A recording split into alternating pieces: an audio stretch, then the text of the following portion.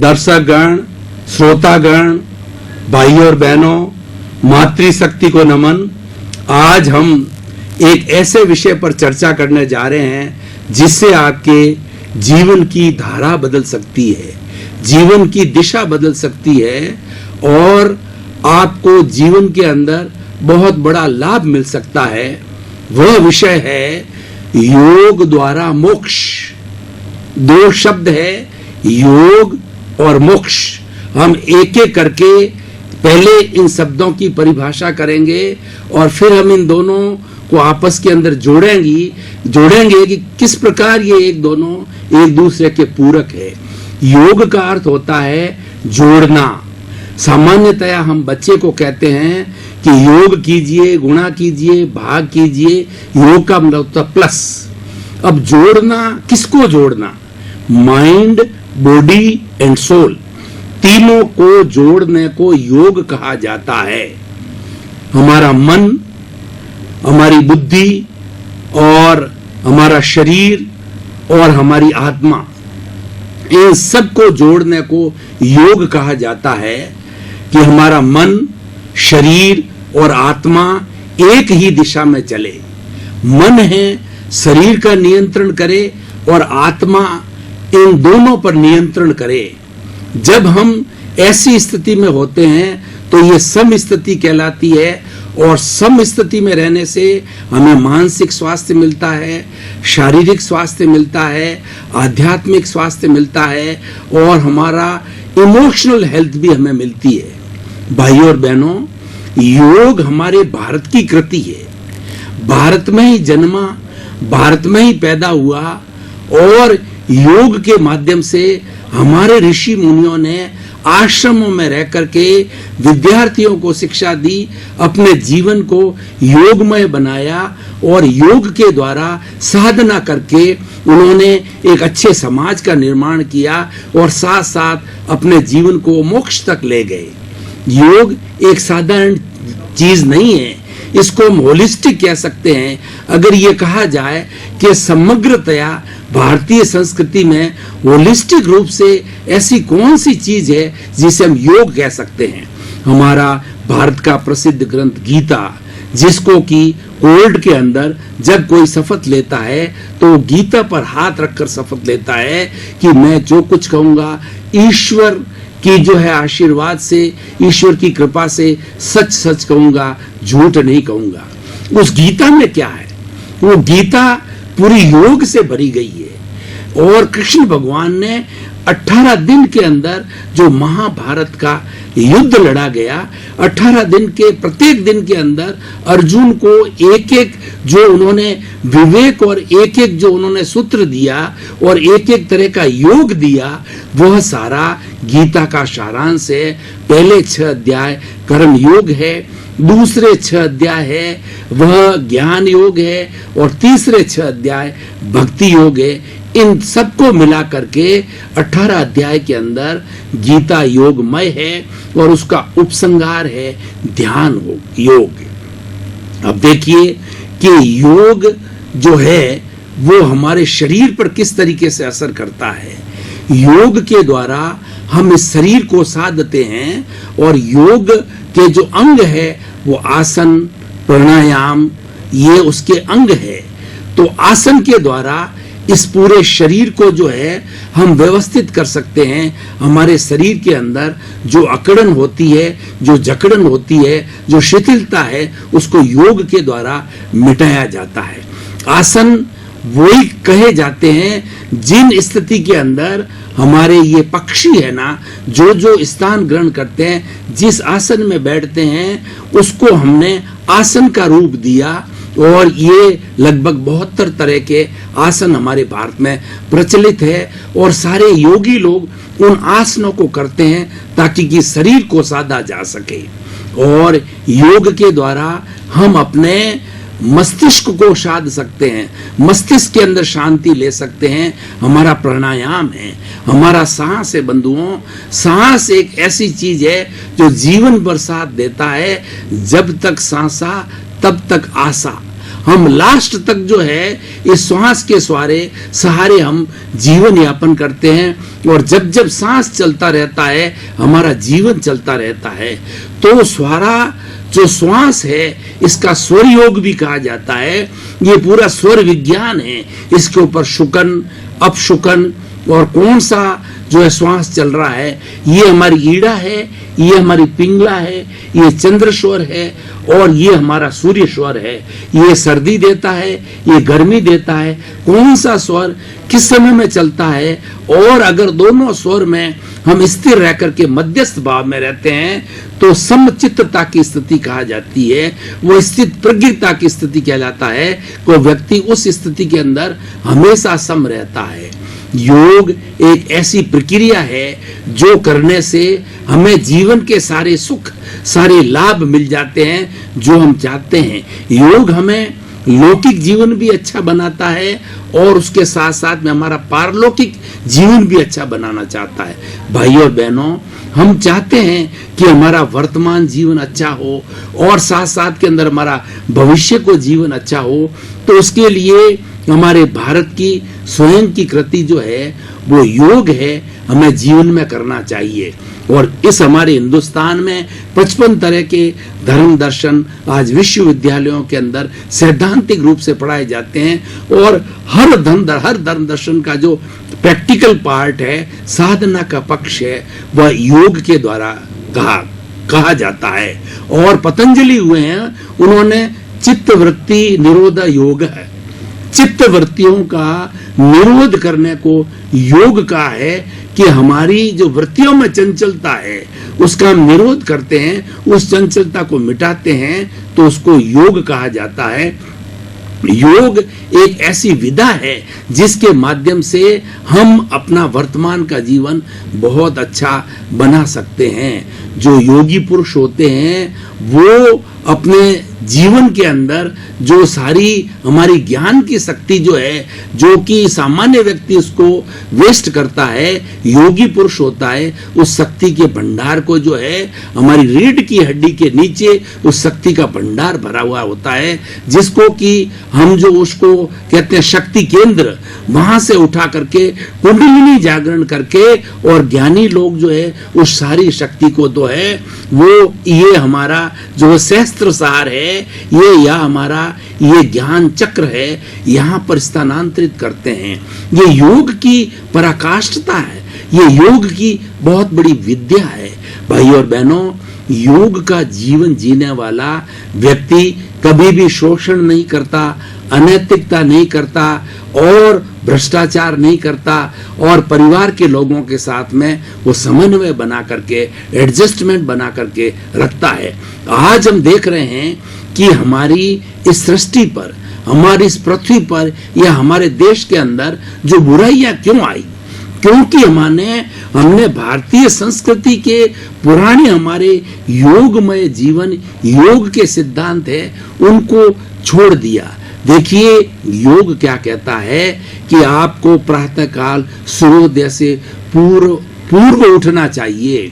सूर्य जब उदय हो उसके पहले उठने से वो ब्रह्म मुहूर्त कहलाता है। उस ब्रह्म मुहूर्त के अंदर हमारी सृष्टि के अंदर अमृत बरसता है, ऐसे रसायन बरसते हैं जिसके अंदर सेरोटोनिन है और एंडोर्फिन है।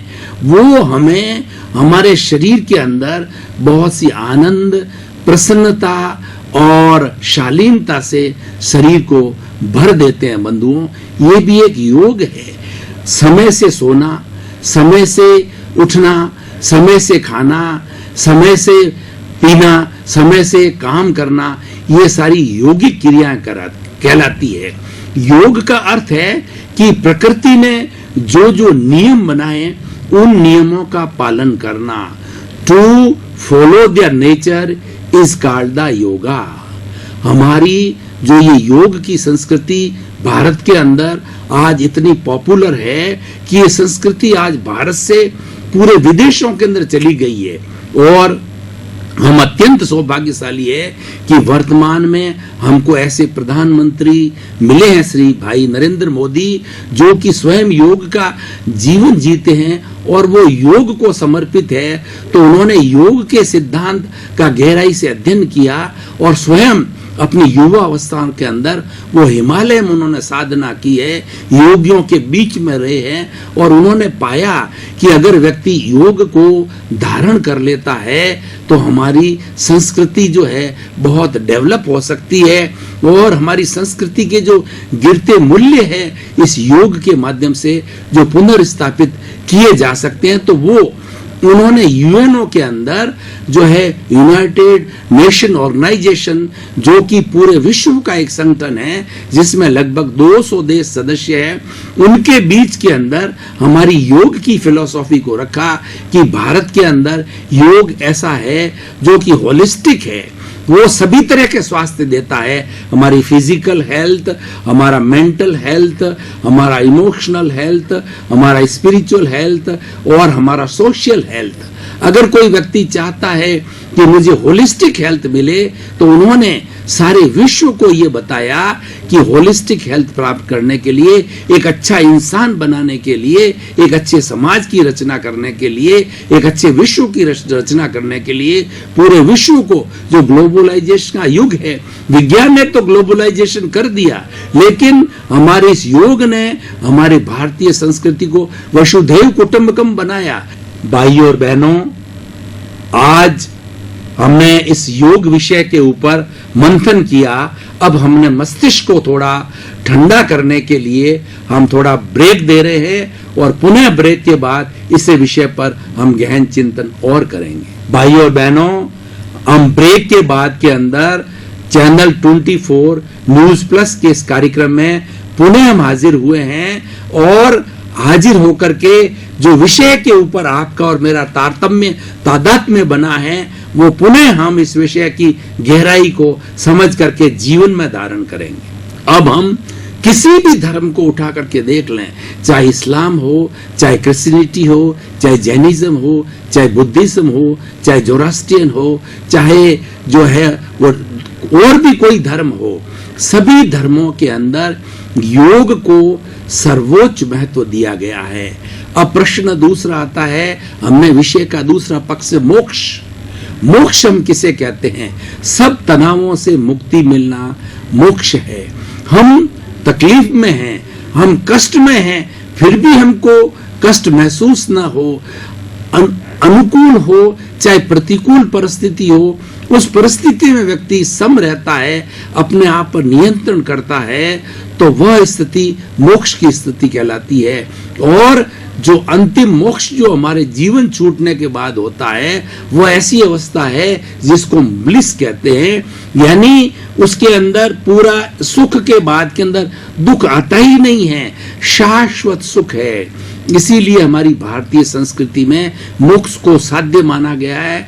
चतुर्थ पुरुषार्थ हमारा जो है पुरुषार्थ चतुष्टय है भारतीय संस्कृति का मिशन, उसके अंदर काम, अर्थ, धर्म और मोक्ष बताया गया है। मोक्ष हमारा साध्य है, हमारी अंतिम मंजिल भारतीय संस्कृति की है, मोक्ष है, यानी समस्त बंधनों से छुटकारा पाना, स्वतंत्र हो जाना और अपने जीवन में एक आनंद की स्थिति प्राप्त करना।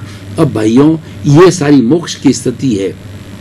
मोक्ष की स्थिति हमारे वर्तमान जीवन को अच्छा बनाती है और the fellow who is having the good present definitely he will be having the good future। हमारा वर्तमान जो है वो हमारे जो भविष्य का जो है ना, उसका एक मिरर है, उसका एक रिफ्लेक्शन है, उसकी एक प्रतिक्रिया है।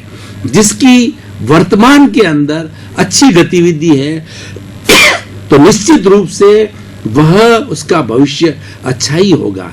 इसीलिए कहा गया है कि yesterday has gone away, tomorrow never exists, the moment of the present is with us, so we should live only in the present time। और ऐसा बताया जाता है कि कल कभी आता नहीं, काल करे सो आज कर, आज करे सो अब, पल में प्रलय होएगी, बहुरी करेगा कब, कल कभी नहीं आता है, कल किसने देखा है। इसीलिए हम जो भी कार्य करें वर्तमान के अंदर करें, आज ही हम करने की कोशिश करें। ये सारी जीवन की प्लानिंग जो है हमें योग सिखाता है। योग एक सिस्टमैटिक पद्धति है जो कि हमारे जीवन में एक परिवर्तन लाता है। अब आप देखिए कि योग करने वाला व्यक्ति हमेशा समय का पाबंद रहेगा, वो समय की पाबंदी के अंदर विश्वास करेगा। तो योग सिखाता है कि क्षणम जानम पंडिये, एक क्षण भी जो है हमारा फालतू नहीं जाना चाहिए। हमारा मनुष्य जीवन जो है वह सर्वोच्च उत्कृष्ट जन्म है और इसके एक एक क्षण का, एक एक समय का जो है हमें अच्छा उपयोग करना चाहिए, ताकि हमारी अंतिम मंजिल मोक्ष को जो है हम इसी जन्म के अंदर प्राप्त कर सके। बंधुओं, योग जो है वह व्यक्ति को विदेह बनाता है। राजा जनक जो है वो विदेह थे। विदेह उसको कहा जाता है कि देह में रहते हुए भी देह का भान नहीं होना। वो ग्रस्त में रहते थे, वो राजा थे, लेकिन वो जो है वो अपने देह से मुक्त थे। वो जो है उनको अपने देह का भान नहीं होता था। ये इन्होंने योग की क्रियाओं के द्वारा अपने गुरु जो वशिष्ठ हैं उनके द्वारा जो है ये सारा योग की क्रिया से की। बंधुओं, हम देखते हैं कि पूरे हमारे मार्केट के अंदर बहुत सी केमिस्ट की दुकानें होती है और आप स्वयं भी मान लीजिए एक केमिस्ट है, लेकिन आपको बीमारी आ गई तो उस बीमारी को ठीक करने के लिए क्या आप टॉफी की तरह या खाने की चीज की तरह कोई भी दवाई को उठा के खा लेंगे? नहीं, उसको आप अपने जिस बीमारी को है उसको उसकी दवाई लेने के लिए आप डॉक्टर को कंसल्ट करेंगे। जो डॉक्टर होता है उसी तरीके से योग का प्रशिक्षक होता है, और योग का प्रशिक्षक सबसे बड़ा होता है वो गुरु होता है। गुरु स्वयं योग का जीवन जीता है। इसीलिए कहा गया है कि गुरु गोविंद दाऊ खड़े और काके लागू पाए, बलिहारी गुरु आपने और गोविंद दियो बताए। गुरु, गु का मतलब अंधकार, रू मन दूर करने वाला। ऐसा व्यक्ति जो हमारे अज्ञान रूपी अंधकार को दूर करता है। बंधुओं, भाइयों और बहनों, हमारे अज्ञान को दूर करने वाला योग है, क्योंकि योग एक सिद्धांत भी है और एक जीवन पद्धति भी है। ये वे ऑफ लिविंग है, ये आर्ट ऑफ लिविंग है, ये साइंस ऑफ लिविंग है और ये जीवन जीने की प्रक्रिया है। हम हर व्यक्ति अच्छा जीवन जाना चाहता है, हर व्यक्ति चाहता है कि मैं बहुत बड़ा बनूं, लेकिन अपने व्यक्तित्व का विकास करने के लिए उसके पास में कोई न कोई पद्धति होनी चाहिए। वह पद्धति अगर कोई ग्रहण करना चाहे तो बहुत बड़ी पद्धति वह योग की है, और योग बिल्कुल सहज है, सरल है, आसानी से मिल जाता है और ये किया जाता है। इसको पढ़ने से योग नहीं होता है, योग करने से होता है। योग के बारे में कहा जाता है कि इसके अंदर इतना चमत्कार है कि इस हाथ दे और इस हाथ ले। आपने श्वास दर्शन किया, आपने प्राणायाम किया, आपने आसन किया, आपने ध्यान किया, उसके रिजल्ट उसी क्षण जो है आपको प्राप्त हो जाते हैं। और जो प्रारंभ से ही हमारे जितने जितने बड़े बड़े लोग हुए हैं, स्वामी विवेकानंद कहिए और जो है वो हमारे आदिनारायण कहिए और हमारे महावीर भगवान कहिए, बुद्ध कहिए, श्री कृष्ण कहिए, राम कहिए, ये सब योगी पुरुष थे। ये प्रारंभ से ही जो है योग का जीवन जीते थे। योग का जीवन जीने वाला क्रोध, अहंकार, माया, लोभ, घृणा, ईर्ष्या उस पर स्वतः ही नियंत्रण कर लेता है और इसीलिए उनके पर्सनालिटी का डेवलपमेंट होता है।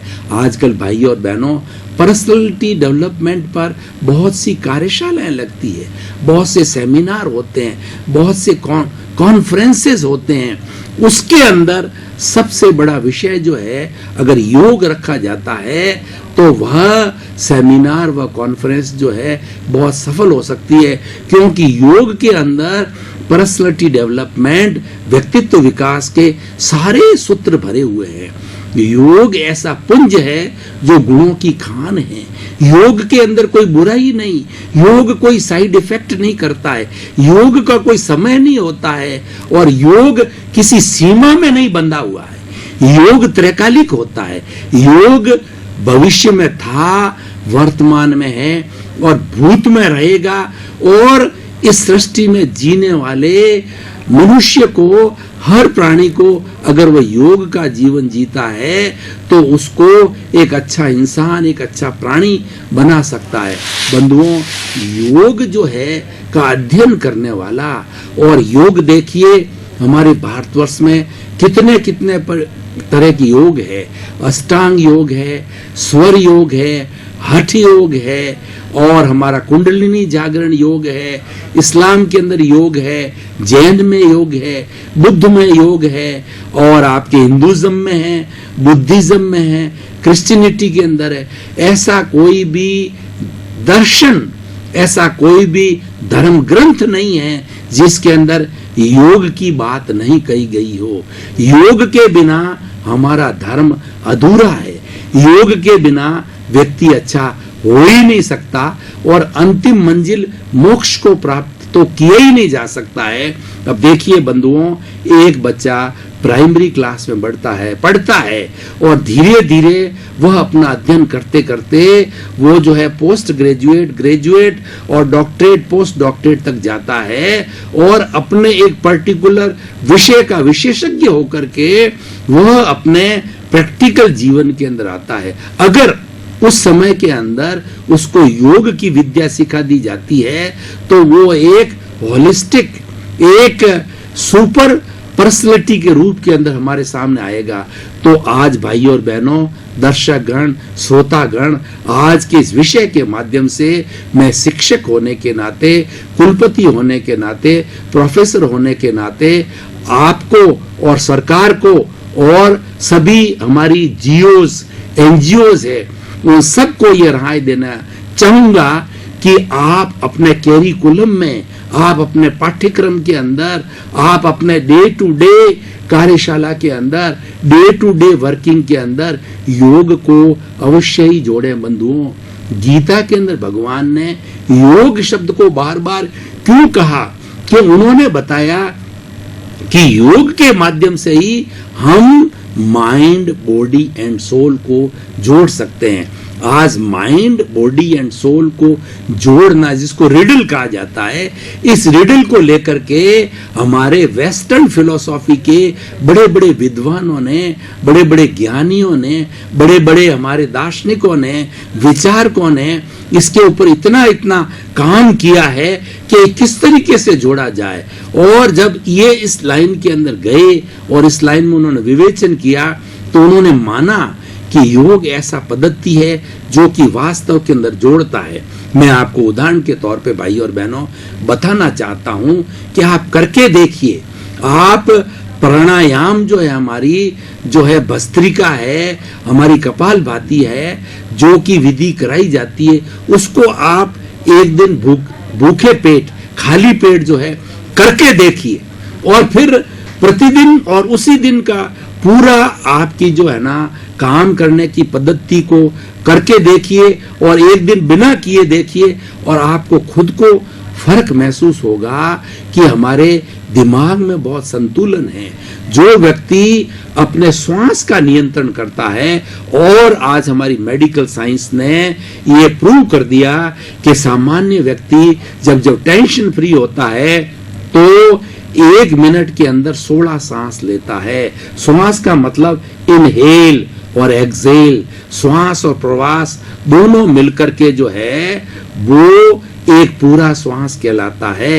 ये 16 बाहर व्यक्ति टेंशन फ्री नॉर्मल व्यक्ति लेता है, लेकिन योग के माध्यम से, योग के सिद्धांतों के माध्यम से, योग को जीवन में अपनाकर, योग के प्रशिक्षक के साथ में हम जो विधि सीख करके, हम अभ्यास करके इस श्वास को थोड़ा लंबा लेंगे, थोड़ा लंबा भीतर डालेंगे, यानी श्वास की संख्या को जो है हम घटा देंगे। जब ये घट करके 16 से 14, 12 और 10 तक अगर आ जाती है तो आप एक ईश्वर का रूप हो जाएंगे। आप स्वयं, जो श्वास व्यक्ति 10 लेता है, 16 से कम लेता है, वो व्यक्ति स्वयं प्रयास करे 10 का, तो हमारी मेडिकल साइंस, हमारे योगी और हमारे विचार किए कहते हैं उस व्यक्ति को कभी गुस्सा आ नहीं सकता, वो व्यक्ति कभी अहंकार में, घमंड में नहीं जा सकता, वो व्यक्ति कभी छल कपट नहीं कर सकता, उस व्यक्ति का लोभ नियंत्रण में होगा, घृणा के भाव उसके दिमाग में नहीं आएंगे बंधुओं, क्योंकि योग जो है वो हमारे मस्तिष्क के विचारों का शुद्धिकरण करता है, विधायक भाव लाता है। भाइयों और बहनों, श्रोतागण, दर्शकगण, चैनल 24 न्यूज प्लस के पुनरुत्थान कार्यक्रम में आपने पधार करके हमारे इस कार्यक्रम को बहुत ही महत्वपूर्ण बनाया। आपके आने से ये महत्वपूर्ण हुआ, क्योंकि जब मिलकर के आपस के अंदर विचार करते हैं, इंटरेक्शन करते हैं, हम एक दूसरे की बात को समझते हैं, हम प्रश्नोत्तर करते हैं, जिज्ञासा करते हैं, ये करने से हमारा वह विषय महत्वपूर्ण हो जाता है और वो हमारे जीवन की दिशा और दशा बदल देता है। ऐसे जीवनोपयोगी कार्यक्रम में आप आते रहिए और पुनरुत्थान कार्यक्रम को सफल बनाते रहिए। आपके प्रति मंगल भावना, शुभकामना, सबका मंगल हो, सभी जीवों को सुख मिले, सब जीवों को मोक्ष मिले, सभी जीवों को आनंदमय मिले।